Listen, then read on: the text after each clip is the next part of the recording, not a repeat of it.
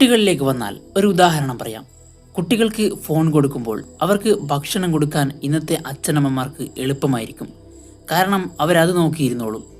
ഭക്ഷണവും മെല്ലെ കഴിക്കും. ചെറുപ്പം തൊട്ടേ അതൊരു ശീലമാകും. പിന്നെ ഫോണില്ലാതെ ഭക്ഷണം കഴിക്കാൻ അവർ കൂട്ടാക്കില്ല. ഉപയോഗം കൂടും. നിങ്ങളൊന്ന് ആലോചിച്ച് നോക്ക്.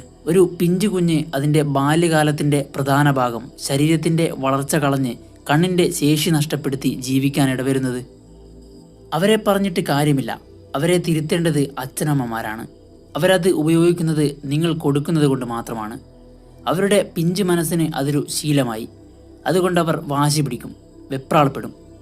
ഫോൺ കിട്ടുന്നവരെ പറയുന്നത് ഒന്നും കേൾക്കാതെ ഭ്രാന്ത് പിടിച്ച പോലെ കളിക്കുന്ന കുട്ടികളുടെ വീഡിയോകൾ നമ്മൾ ഈയിടെ കണ്ടിട്ടുണ്ട്.